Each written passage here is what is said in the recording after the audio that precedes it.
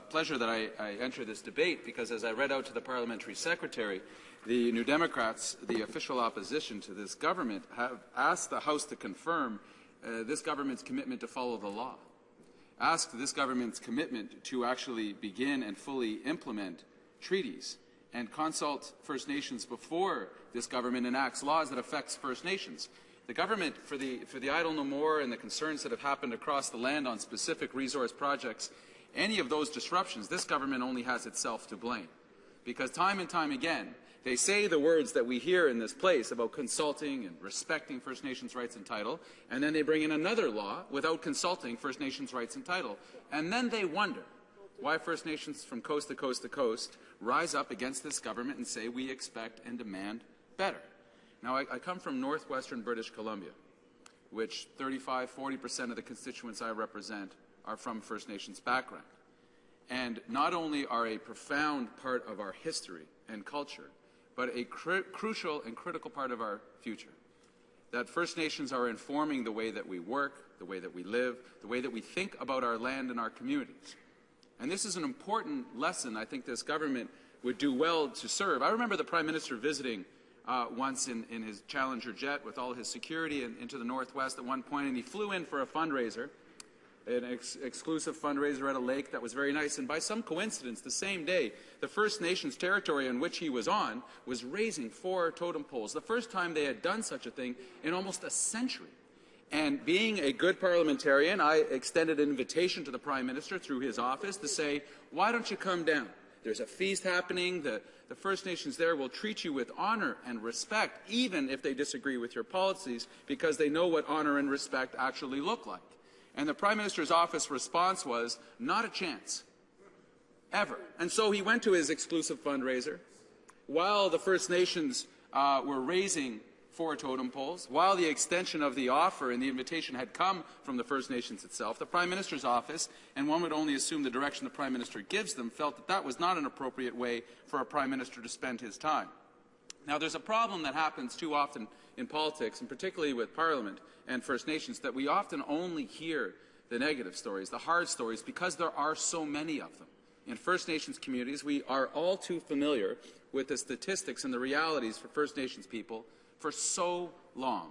So we know about the elevated suicide rate. We know about the depression and the economic backwardness that government after government has left First Nations. And we know that First Nations students going to school this morning receive 1/3 less funding than a non-First Nation, student going to school not in a reserve. And it seems to me that there is also an important conversation to have about the successes, not the cherry-picked successes, because this government likes to play favorites and say, well, all we got to do is free up property rights. And in places like Kelowna and Kamloops and downtown Vancouver and the oil patch, well, then those will be the examples that all First Nations could use, because obviously all the reserves around Canada are situated on such absolutely high-value properties as the ones outside of Kelowna or in the oil patch in northern Alberta. That is, in fact, not the case for the vast majority of reserves that the Canadian government saw fit to place First Nations on. That is a fact. So, the success stories that I talk about coming from the northwest of British Columbia are homemade success stories that have been pushed and fought and struggled against government doctrine, against the ignorance of the government of the day.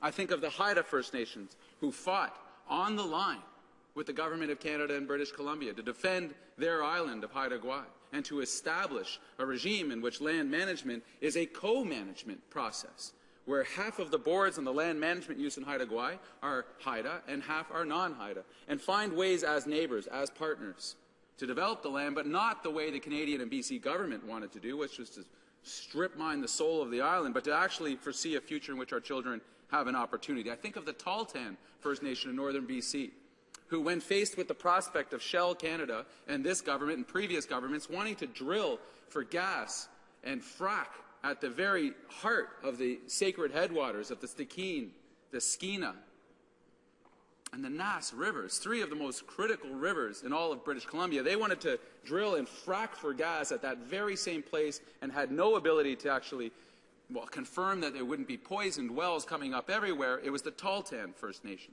Without any money, without big support, and without any help from people in this government stood up against one of the most powerful companies in the world and got them to see reason, that there are better prospects and better places to be. And just recently, Shell, against all odds and against the advice of this government, decided to forego their leases in the sacred headwaters. And the BC government finally came on side and said, well, maybe it's time to protect certain places. That drilling for oil and gas everywhere might not be such a great idea. And it was the Tahltan Nation that led that.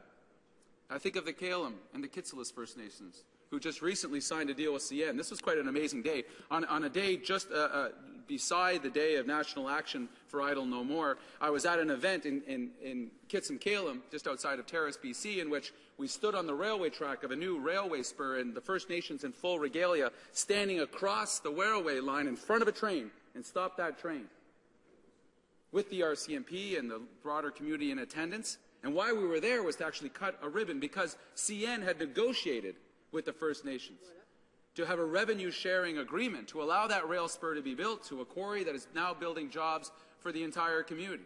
And it was somewhat ironic to see a model of what it looks like if you actually negotiate in good faith with First Nations. All seem to benefit. I think of the Haisla First Nation, who have stood up against the Northern Gateway, even though money gets splashed around, even though this government tries to bully anybody who happens to have an independent thought on putting an 1,100-kilometre pipeline from Alberta to the port at Kitimat and then driving 250 super tankers through some of the most narrow and treacherous waters in the world.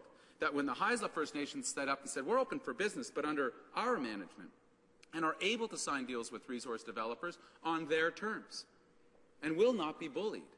Because, in fact, they lawyered up, Mr. Speaker, that they invested in their young people and got education going a generation, 2, 3 generations ago, despite all the adversity of the residential school and the travesties that government after government set upon First Nations. I think of the Niska signing the first modern-day treaty, who are still pleading with this government to actually have a relationship. The government talks about respect. They talk the talk, but won't walk the walk, and won't even meet with the Niska, who are a model for First Nations across this country and how to develop a full governance in First Nations constitution. This government simply washes their hands of the entire experience. Now, the Canadian government and the Crown's relationship with First Nations is well documented as a dysfunctional relationship. And I sat in this House as the Prime Minister welcomed in First Nations leaders, Métis, Inuit, to this place to express what I believed was a sincere apology to the First Nations and Métis Inuit people of Canada for the travesty of residential schools. Because we can all agree on this, whatever our political persuasion, when such a thing was prosecuted upon the young people and on the families as an official policy of the Canadian government, generation after generation, there comes a time when you face up to that reality and that history and you apologize. And an apology often means that you will correct behavior. If someone apologized to me and they mean it, then I suspect that the thing that they did that brought on the apology, they won't continue to do. And what was the very next thing this government decided to do? Was to cut the funding to the Aboriginal Healing Foundation, which had been established to help people deal with the effects of residential school experiences. That was the next thing they did after they apologized. And they wonder, they lament, as Conservatives are now attacking First Nations leadership.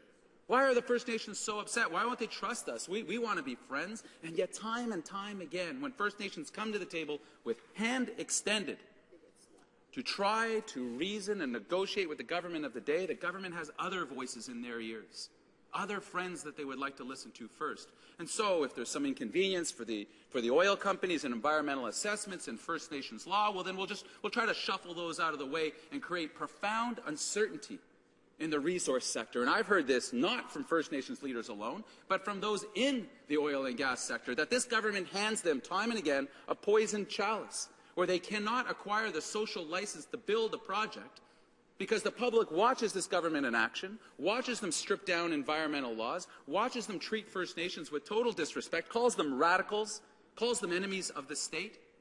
And what do First Nations and people who have any concern for First Nations rights and title and the environment do? Well, they stand up to that bullying. They stand up and resist and join hands, community to community, family to family, friend to friend. And that creates the very uncertainty that these folks think that they are somehow not a part of, but they are implicated. So we must be allies in the true sense of the word, Mr. Speaker. We must find that way to get over the consistent arrogance and inability of the Canadian government from Liberal and Conservative consistently down the line to listen and understand the realities of First Nations and not just talk the talk but walk the walk. And that means not bringing in legislation that overrides First Nations rights and title and the duty to accommodate and consult, enforcing First Nations into the court and costing the Canadian taxpayer untold millions of dollars, fighting court case after court case and making lawyers rich, when the Constitution and the Charter of Rights and Freedom clearly defines what's going to happen at the end of the day. And now we find out from government lawyers in the Department of Justice that, in fact, the government consistently gets advice that legislation that this Conservative government brings in will end up in court because it is fundamentally unconstitutional, thereby not passing a charter challenge, thereby knowingly bringing in things for politics that ultimately cost millions of dollars, makes no one better, and hopes them to score a cheap point for some other photo op for some minister who thinks that they're on the ropes again. It's got to stop. And it stops when a government actually sits down and listens and attends that poll-raising ceremony, attends the feast with respect and humility, as nation to nation does. And until that happens, all of these kind words and these sentiments of economic development and prosperity for one and all don't mean anything, because they won't happen. The way they'll happen is with respect, sincere friendship, and finally the Canadian government, if we can imagine a day, acting as an ally to First Nations rather than what they are. Thank you, Mr. Speaker.